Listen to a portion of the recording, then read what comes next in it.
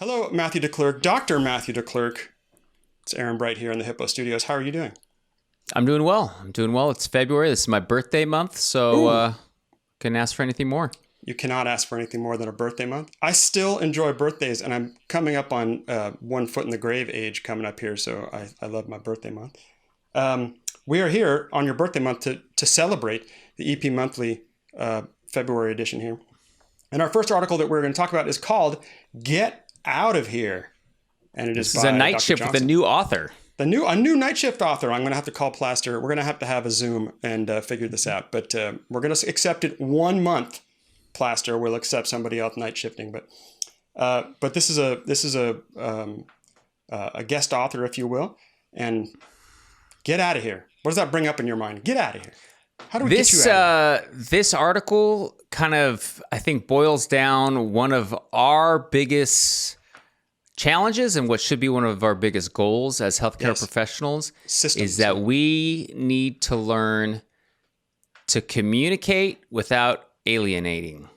I think that's even more sophisticated than I was going to say. I was going to say we need to learn how to get the last person the heck out of there without shaming them or yourself. Or, how many times have you sort of been sitting on a hand injury that you can't get a hand surgeon for, and there's all kinds of guilt. But yeah, I mean, the perfect example is if you said, "Hey, Dr. DeClercq, I don't want to get the vaccine because I'm worried about the microchips." My initial reaction would just be like giving you this look, like, "Are you what? Are you?" But I learned, that's not you're just going to alienate that person. Stop and be like, "Hey, why do you think there are microchips in the vaccine?" We have to do that. Then you can start that conversation.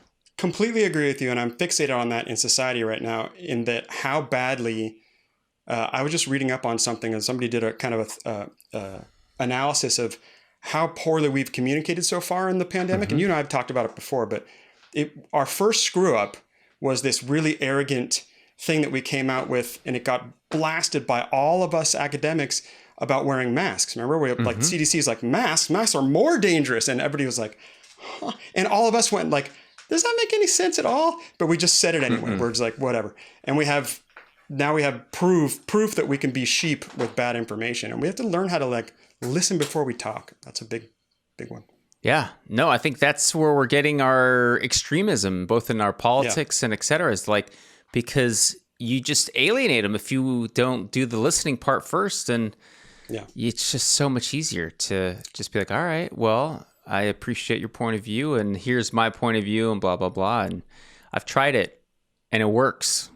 You're probably only thinking that way because the microchip is now controlling your brain. But that's what I tell them. I was like, well, I got mine, and my microchips have now made me more reasonable. And so it's my really microchip not a bad... told me to buy Bitcoin and GameStop. Yeah. I don't even know what I'm talking about. All right, well, thank you very much, You had an allergic Dr. reaction Johnson. to yours. Yes, I did. We'll see you next time, DeClercq.